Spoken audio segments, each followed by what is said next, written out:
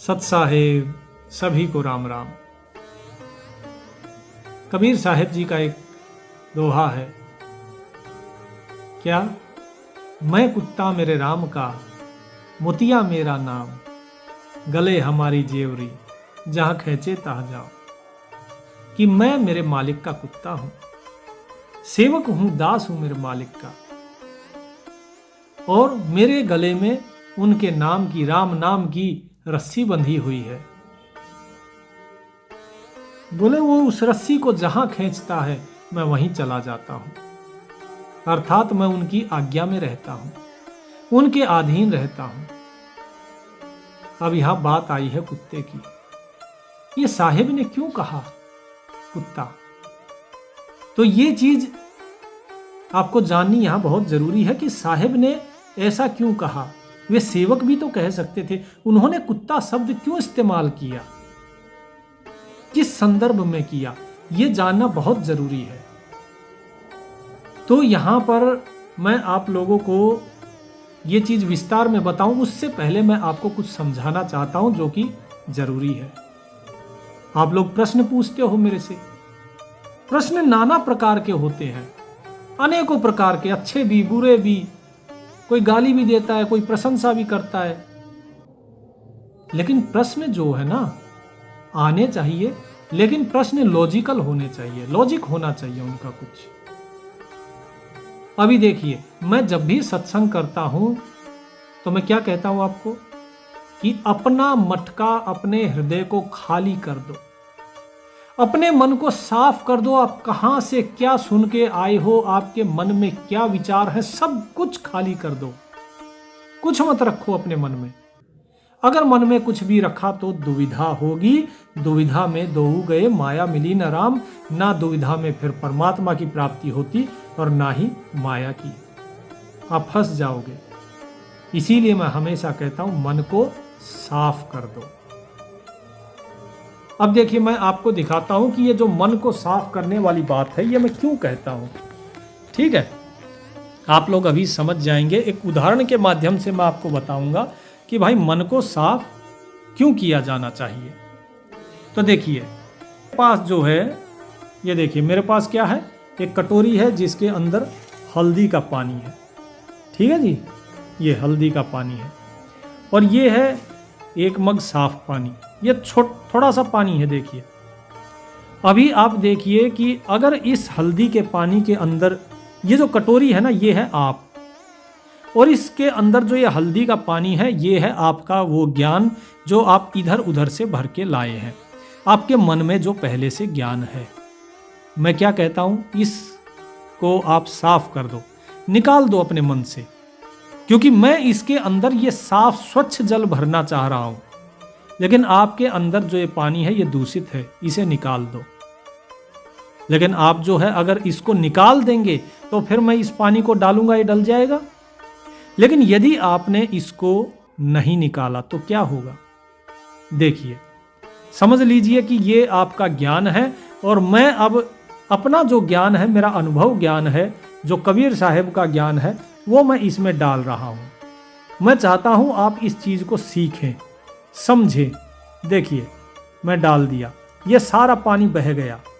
ठीक है, मैंने कितना पानी डाला, इसके अंदर जरा सा पानी था हल्दी वाला, लेकिन अभी भी इसका रंग पीला है।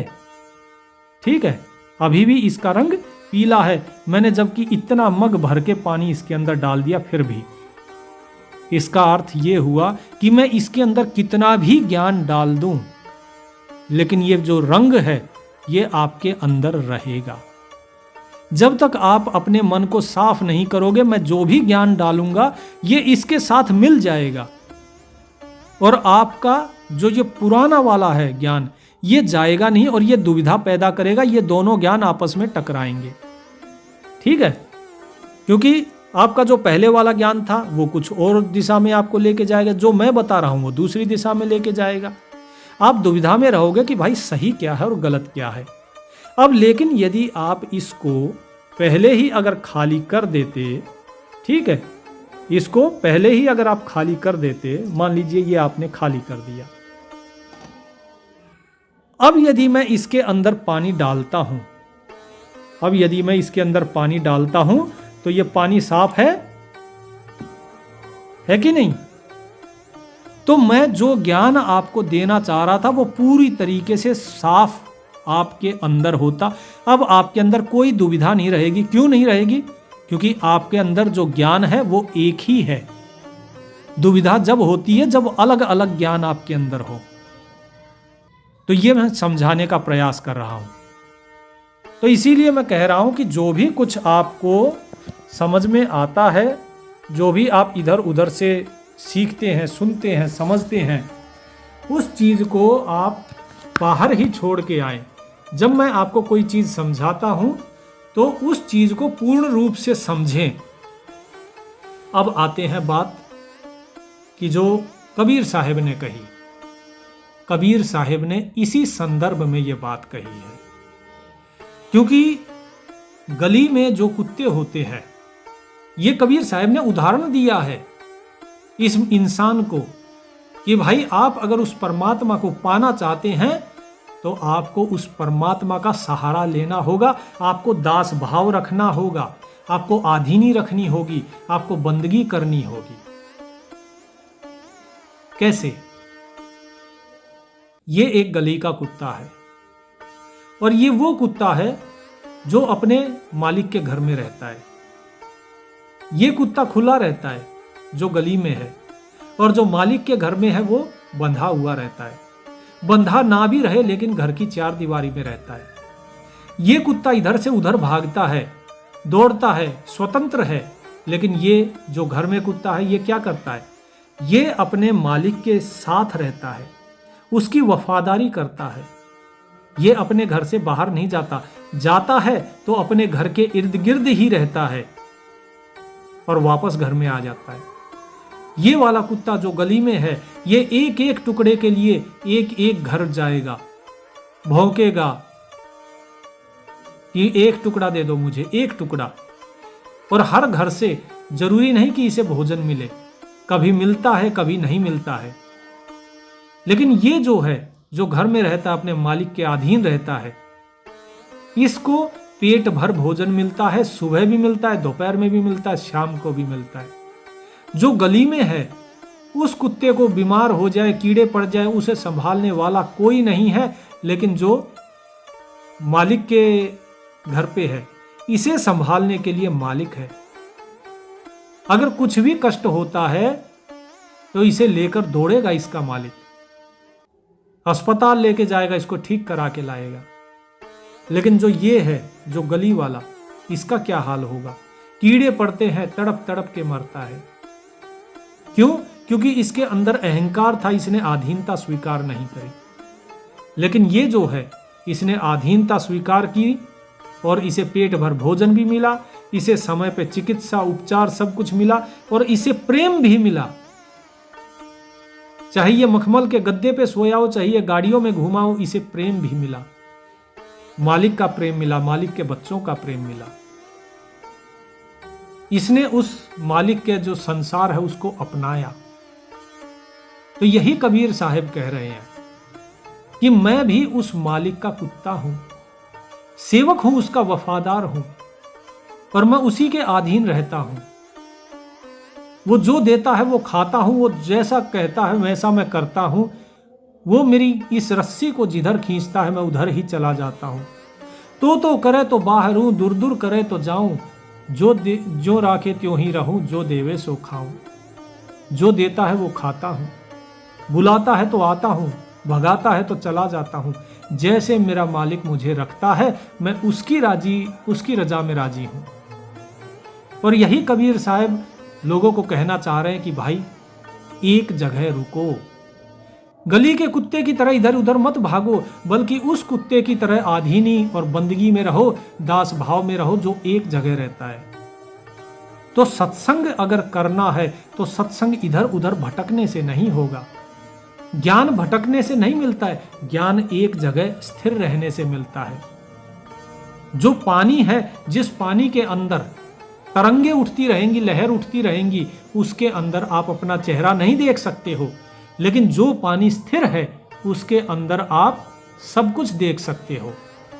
आपको अपना चेहरा दिखाई देगा जैसे आप दर्पण में देखते हो। तो कहने का अर्थ यह है कि ज्ञान अगर चाहिए तो स्थिर बुद्धि वाले को मिलता है। और स्थिर बुद्धि जब होगी जब सत्संग होगा, और सत्संग भी एक जगह रहेंगे तो शुरू से लेके अंत तक का सारा ज्ञान आपके पास होगा। लेकिन यदि एक जगह नहीं रहे, भटकते रहे, अगर गुरु झूठा है त्याग दो। दोबारा गुरु बनाने से पहले देखो कि सामने वाले का ज्ञान सच्चा है कि झूठा है, सामने वाले का कोई अनुभव है कि नहीं है। कहीं ऐसा तो नहीं पोथी रटी रटाई पोथियां बांच दी। जो आपको सही लगे आप वहां रुको, क्योंकि हर एक व्यक्ति के ऊपर जो परमात्मा की कृपा है वो अलग अलग होती है उसके कर्म फल के अनुसार। और जो वो कृपा बरसती है परमात्मा पे, जैसी कृपा बरसती है व्यक्ति वैसा ही गुरु अपने लिए चुनता है। और जैसा व्यक्ति का पुरुषार्थ होता है उसी के हिसाब से उसका गुरु मिलता है। यदि पुरुषार्थ कर रहा है व्यक्ति तो उसको गुरु अच्छा मिलेगा। जो व्यक्ति सिर्फ प्रश्न पूछेगा, जिस व्यक्ति के अंदर पुरुषार्थ करने की इच्छा नहीं, वो व्यक्ति कामयाब नहीं हो सकता। मैंने कहा नाम जाप, उसमें लोगों ने कितना कहा, बोले जी आपने तो ये नाम दे दिया, आपने वो नाम दे दिया, फलाना नाम नहीं दिया, वो नाम नहीं दिया। क्या जो मैंने नाम दिया आपने उसका जाप किया? नहीं किया। इसी नाम को बार बार मैंने प्रमाणित किया कि देखिए कबीर साहब बार बार कह रहे हैं ओम सोहम, आत्म परमात्म एक है नूर जहूर। बार बार यही चीज बता रहे हैं कबीर साहब। बोले जी फलाने गुरु ने ये नाम दे दिया। भाई आपको क्या करना है, कौन गुरु क्या नाम दे रहा है? आप जहां पर हो आप पहले उस नाम को भजो, प्रेम रखो। सबसे पहले तो आपको प्रेम रखना पड़ेगा उस परमात्मा पे। आप अगर किसी से प्रेम करते हैं, आप उसके विरह में तड़पते हैं, जब वो आपको छोड़ के जाता है आप उसका नाम जपते रहते हैं, सुबह शाम उसी को याद करते हैं। कब? जब आपके मन में पहले प्रेम होता है। ऐसा नहीं है कि आप पहले नाम जपना शुरू कर देते हैं और फिर प्रेम जागृत होता है ना। प्रेम कब जगता है? प्रेम जगता है पहले सत्संग में। प्रभु के प्रसंग सुनो, प्रभु की कथा सुनो, उस मालिक का जो ज्ञान है उस ज्ञान को सुनो। वो मालिक आप पर कैसे दया कर रहा है उस चीज को समझो। जब उस सत्संग का पानी आपके हृदय पे पड़ेगा तो प्रेम उत्पन्न होगा, तब प्रेम की फसल लहलाएगी।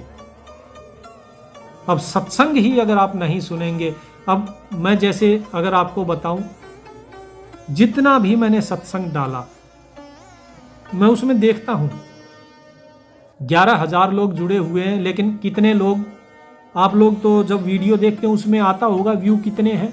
एक बार देखिएगा उसमें कि कितने लोगों ने देखी है। कहीं 800 लोग देख रहे हैं, कहीं 1100, कहीं 1500, हाँ कहीं कहीं ज्यादा भी हैं, अच्छी बात है। लेकिन ज्यादातर जो लोग सत्संग में जुड़े हैं, इस चैनल के बता रहा हूं, जो मेरे से जुड़े हैं, कितने लोग देखते हैं? 700, 800, 1000, 1200, 1500। बाकी लोग, बाकी जो 10,000 लोग हैं वो, तो ये दिखाता है कि हमारा सत्संग के प्रति कितना रुझान है। और जब तक सत्संग नहीं होगा मालिक के प्रति प्रेम कैसे होगा? अब जब प्रेम नहीं होगा तो आप नाम जाप कितना ही भी जप लो। मैंने तो पहले ही बताया, जो मैंने अपनी पहले जो डाली थी सत्संग की वीडियो, कि केवल नाम जाप से मुक्ति नहीं होती। प्रेम और विश्वास होना बहुत जरूरी है, और प्रेम के लिए सत्संग जरूरी है। और सत्संग उस परमात्मा की कृपा के बिना सुलभ नहीं हो सकता। और यदि आपको सत्संग मिल रहा है तो ये परमात्मा की कृपा है। बिन सत्संग विवेक न होई, और राम कृपा बिन सुलभ न सोई। बिना सत्संग के विवेक नहीं होता, और विवेक ही आपकी मुक्ति का कारण है। विवेक आपको मुक्त करेगा, लेकिन उसके लिए पहले सत्संग होना जरूरी है।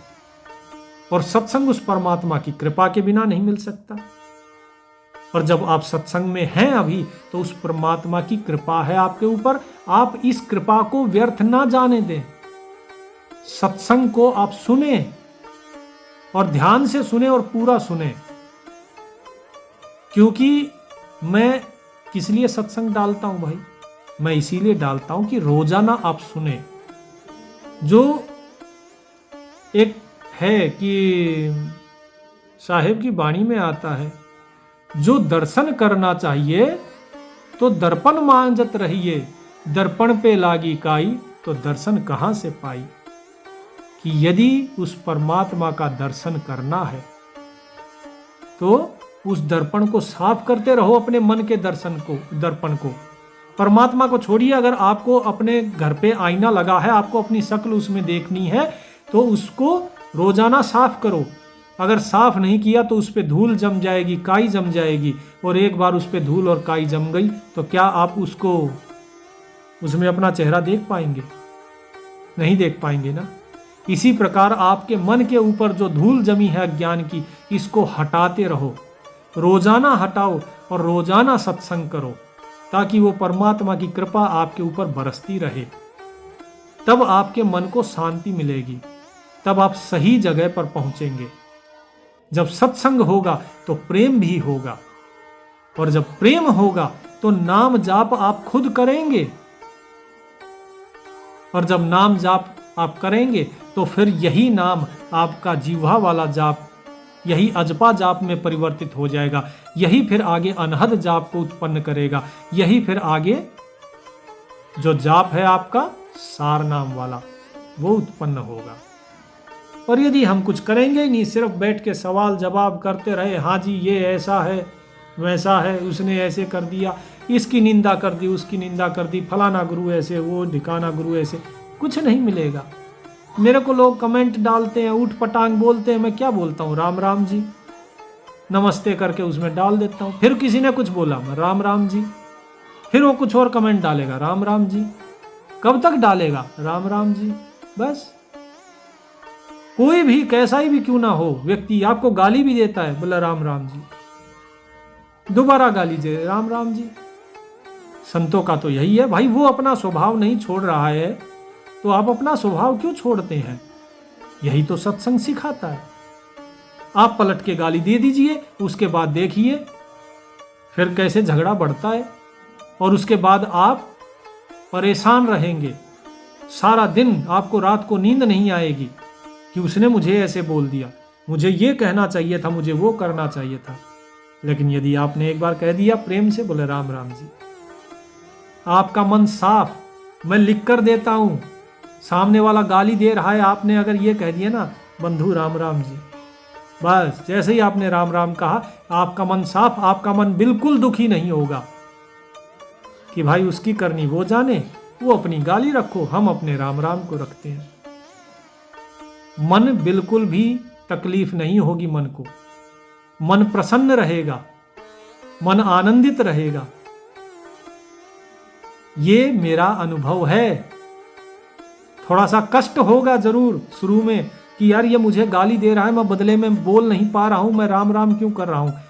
पहली बार में आप कीजिए राम राम, और जब वो दोबारा बोले तो दूसरी बार राम राम कहने में आप हिचकेंगे नहीं। सिर्फ पहली बार हिचक होती है, कहिए राम राम जी। लेकिन ये चीजें आपको कहाँ मिलेंगी? ये सत्संग में। और धीरे धीरे मन से ये मैल उतरता चला जाएगा। फिर कोई दोबारा अगर आपको कभी दोबारा गाली देगा ना, तो हिचक भी नहीं होगी, आप सीधा बोलेंगे राम राम जी, क्योंकि वो आपके स्वभाव में आ गया। क्योंकि आपने अब अनुभव कर लिया कि ऐसा करने से क्या होता है, ऐसा करने से शांति मिलती है, और आपको सुख और शांति तो चाहिए। अब मैं कोशिश करूंगा कि आपको ऐसे ही उदाहरण देकर आप लोगों को समझाया जाए, ताकि आप लोगों को चीजें समझ में आए। ठीक है, बाकी वही है, परमात्मा की जिस पर जितनी कृपा होगी वो उतना ही समझेगा। लेकिन सत्संग कीजिए, रोजाना कीजिए, सुबह शाम। मैं तो खैर एक ही वीडियो की सत्संग डालता हूँ, आप दिन में 2 बार सुनिए, 3 बार सुनिए, आपका मन जब तक नहीं भरे आप सुनिए, बार बार उसी चीज को सुनिए, ताकि आपके मन में वो चीज बैठ जाए। हाँ, फिर उसके अंदर अगर आपको कोई दुविधा है तो प्रश्न पूछिए, लेकिन बिना कोई पुरुषार्थ किए आप सिर्फ इधर का पूछ दिया उधर का पूछ दिया, ना मुझे जवाब देने में आनंद आएगा और ना ही उससे आपका कोई भला होगा, क्योंकि यही सवाल जाके आप फिर किसी और को पूछोगे, फिर किसी और को पूछोगे। सबके जांच कर रहे हो ज्ञान की, स्वयं के ज्ञान की जांच करनी चाहिए। चलिए, अभी इसके बाद धीरे धीरे अगले पड़ाव की ओर बढ़ेंगे। सत साहिब।